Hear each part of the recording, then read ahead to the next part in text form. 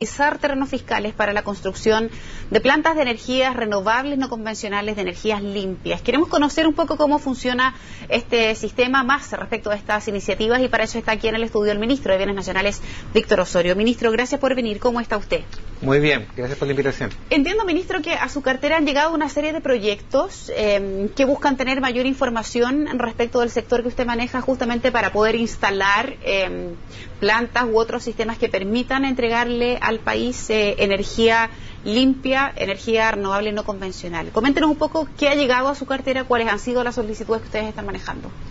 Bueno, desde el 11 de marzo, que fue cuando asumimos como nuevo gobierno de Chile, hasta ahora hemos recibido aproximadamente 340 proyectos para la implantación de iniciativas de inversión en el campo de energías renovables no convencionales, específicamente en el norte del país, y estamos hablando de energías de diferentes tipos, solar, eólica, fotovoltaica, y de este total de proyectos que están ahora en distintas etapas de evaluación y en distintas etapas del procedimiento administrativo previo que esto pueda ser aprobado, ya hemos firmado contratos de 43 proyectos, que son proyectos fundamentalmente de energía solar y eólica que están asentados en las regiones del norte del país, entre Arica y Parinacota y la región de Atacama. Y todo esto se hace a través de la figura de licitaciones para concesiones onerosas, lo que significa, para explicarlo digamos así, para que la opinión pública comprenda, es que el Estado, a través del Ministerio de Bienes Nacionales, como Ministerio del Territorio Fiscal, lo que hace es disponer territorio fiscal para la realización de estos proyectos, que entendemos que son pertinentes y necesarios para los intereses ciudadanos y para un desarrollo sustentable, y lo hace a través de la figura de una concesión, es decir, el terreno se transfiere, en este caso al privado, por un plazo determinado de tiempo, que estamos hablando entre 30 y 50 años.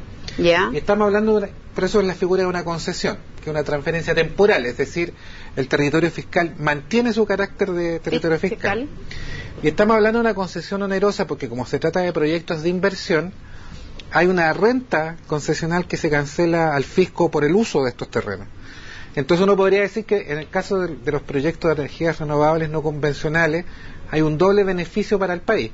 Por una parte, porque hay una renta concesional que permite ingresos para el Estado, y eso evidentemente puede contribuir a la estabilidad financiera de los proyectos sociales, de las políticas sociales que están comprometidos en nuestro programa de gobierno, y por otra parte, lo que hacemos es promover el desarrollo de energías que son ambientalmente sustentables. Ministro, ¿qué pasa después de esos plazos, 30 o 50 años? ¿Qué pasa con esos terrenos después? Podría ser renovable la concesión. ¿Y si no? Si no, esos terrenos vuelven al fisco, a la propiedad del fisco, por cierto. ¿Y el proyecto que se hubiese establecido ahí está obligado a terminarse en la eventualidad que ese contrato no siga adelante? ¿Ese proyecto instalado en terreno fiscal debiera terminar si es que esa negociación o ese contrato no sigue? Lo que ocurre es que el Ministerio de Bienes Nacionales, cuando entrega un bien fiscal para un proyecto de la sociedad civil o del sector privado, lo que le interesa al Ministerio es cautelar que el proyecto que está asociado a ese acto administrativo, una concesión o gratuita o onerosa, se cumpla. Entonces, por cierto, digamos, si el proyecto para el cual se ejecutó esto no se materializa, evidentemente corresponde al Estado cautelar el interés fiscal, corresponde al gobierno cautelar el interés público. Entonces, ¿Ministro? Si este proyecto no continúa adelante, evidentemente se le debe colocar el fin. Del otro beneficio del que usted hablaba, que también me parece importante, que por una parte se está generando energía limpia que se requiere para el país, al mismo tiempo el Estado recibe dinero por haber entregado, dicho como en sencillo, es como una especie de arriendo finalmente, para que ese proyecto de energía pueda desarrollarse. ¿Quién fija el monto del arriendo? Digo arriendo entre comillas para que se entienda bien el concepto, pero ¿quién fija? No es un arriendo. En el sentido estricto, porque es una herramienta de gestión que también es el arriendo. Entenderlo bien, ¿quién fija el monto respecto de cuánto es el dinero que se debe percibir por ese terreno que el fisco le entrega a concesión a un privado? Por cierto, lo fija el gobierno de Chile en función de criterios técnicos de evaluación. ¿Y ahí qué se evalúa, por ejemplo, para saber cuánto se cobra? Se evalúa la pertinencia del territorio para determinado interés, digamos, tiene que ver con, en definitiva, con el modo es que ese terreno se ubica en el contexto de un espacio territorial más amplio. Tiene que ver con el valor del suelo, con el sentido público y social que se le otorgue a este suelo.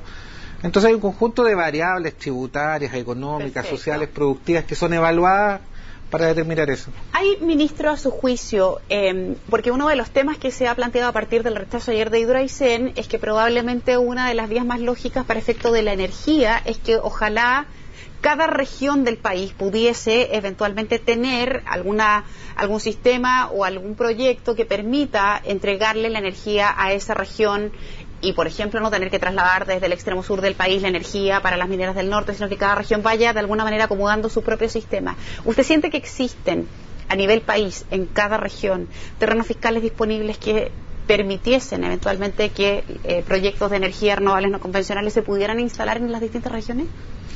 A ver, la agenda de energía que la presidenta Bachelet presentó al país tiene dos componentes que están relacionados con lo que usted me pregunta. Por una parte, el incremento de la capacidad energética propia.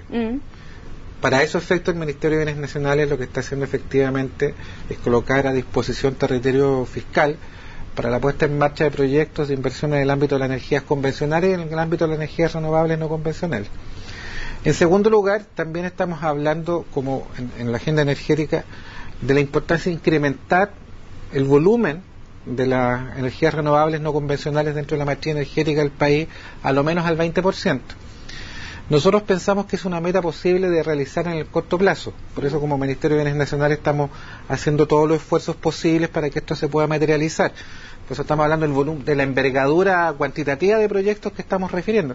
Fíjese que si respecto a las 43 concesiones que ya hemos puesto en marcha, estamos hablando de que estos proyectos representarían una inversión de más de 5.000 millones de dólares. Estamos hablando de inversiones de enorme envergadura y estamos hablando de un incremento de la capacidad de producción energética a través de estos mecanismos que establecen una relación armónica con el medio ambiente, que efectivamente va a poder resolver necesidades de energía tanto del sector para los efectos del desarrollo productivo y social de las distintas regiones.